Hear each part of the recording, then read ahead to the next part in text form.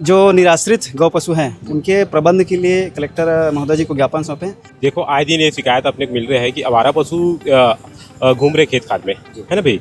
तो इससे क्या है, धान की बहुत नुकसान हो रहा है। कि रात में वो जो पशु हैं निराश्रित पशु, वो फसल को नुकसान पहुंचा देते हैं। किसान इतनी कड़ी मेहनत के साथ एक बच्चे की लालन पालन जिस तरह से होता है उसी प्रकार से फसल का पोषण करते हैं। कलेक्टर महोदय ने क्या कुछ आश्वासन दिया आपकी मांगों को लेकर? और आगे जाएंगे अगर यहाँ नहीं होगा तो। लगातार हम देख रहे हैं कि खैरागढ़ के मुख्य मार्ग में भी जो काफ़ी मात्रा में जो है गाय और आवारा मवेशी बैठे रहते हैं, उस पर क्या कहना चाहिए? जो रोड में दुर्घटना है उस कारण से ही देखने को मिल रहा है कि आए दिन रोड में आवारा पशु बैठे रहते हैं। गोधान योजना चल रहा है, वहाँ आप ले जाके अपने पशुओं को वहाँ व्यवस्थित ढंग से रख सकते हो करके। अगर यह मांग हमारा अगर पूरा नहीं होता तो हम लोग कम संख्या में हैं, हम लोग इससे अधिक संख्या में भुला टोला से लेकर कलेक्ट्रेट तक पैदल मार्च करेंगे।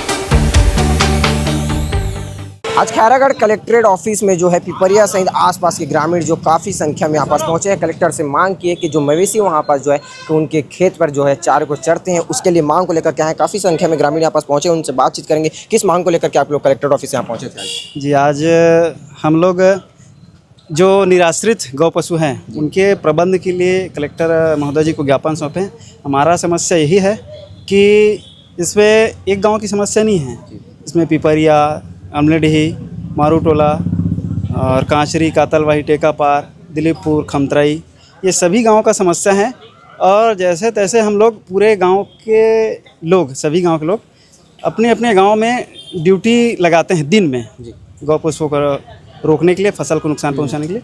लेकिन रात में वो जो पशु हैं निराश्रित पशु, वो फसल को नुकसान पहुंचा देते हैं। किसान इतनी कड़ी मेहनत के साथ एक बच्चे की लालन पालन जिस तरह से होता है उसी प्रकार से फसल का पोषण करते हैं, लेकिन रात में उसको निराश्रित गौ पशु चौपट कर जाते हैं, जिससे किसान बहुत ज़्यादा परेशान है।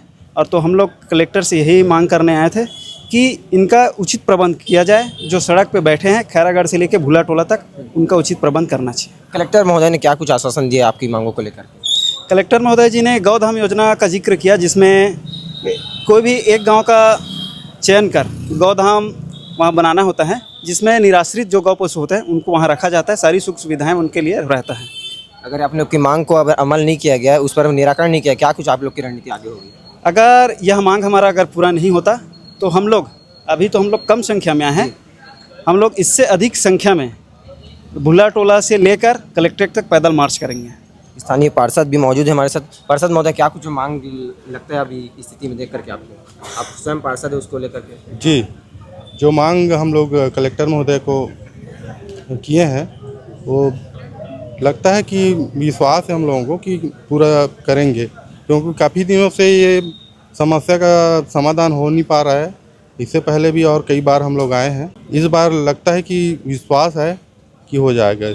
आपकी जो सरकार नगर पालिका में है, जो अध्यक्ष भी भाजपा की है, उनसे क्या कुछ मांग की है इनसे पहले कि जो रोड में जो मवेशी बैठे रहते हैं उनसे निराकरण किया जाए, उनको अच्छे जगह में उनका रखा जाए करके? नहीं, ऐसे कोई मांग नहीं किए हैं। तो लगता है कि आपकी मतलब इस प्रकार के निराकरण जो जल्द से जल्द हो जाए? हाँ, मतलब हम लोग को लग रहा है और आगे जाएंगे अगर यहाँ नहीं होगा तो। जो लगातार शिकायतें मिल रही है भुला टोला, कांचरी, पिपरिया वार्ड से कि इस प्रकार की वहाँ अव्यवस्थाएं देखने को मिल रही है कि रात्रि में जो आवारा मवेशी है वो जो फसल को चढ़ देते हैं, जिससे फसल खराब हो जाए, उस पर क्या कहना चाहेंगे आप? देखो, आए दिन ये शिकायत अपने को मिल रही है कि आवारा पशु घूम रहे खेत खाद में, है ना भाई। तो इससे क्या है, धान की बहुत नुकसान हो रहा है। हम कलेक्टर से ये मांग करने आए थे कि ये आवारा पशु को आप स्थायी रूप से कहीं सुरक्षित करवाएं, या स्थायी रूप से कहीं आप एक गौठान बनाइए और वहाँ सुरक्षित करवाइए। तो कलेक्टर अपने के आदेश दिए है कि भुला टोला में कुछ है, गोधान योजना चल रहा है, वहाँ आप ले जाके अपने पशुओं को वहाँ व्यवस्थित ढंग से रख सकते हो करके। लगातार हम देख रहे हैं कि खैरागढ़ के मुख्य मार्ग में भी जो काफ़ी मात्रा में जो है गाय और आवारा मवेशी बैठे रहते हैं, उस पर क्या कहना चाहेंगे? लगातार जो रोड में दुर्घटना है उस कारण से ही देखने को मिल रहा है कि आए दिन रोड में आवारा पशु बैठे रहते हैं। उससे क्या है, कोई बाइक चलाने वाला है या कोई चार पहिया वाहक है, एक्सीडेंट के शिकार हो जाते हैं। यहाँ आप देखे होंगे कि सुबह मॉल के सामने अभी एक्सीडेंट हुआ है, एक लड़के का पैर टूट गया था।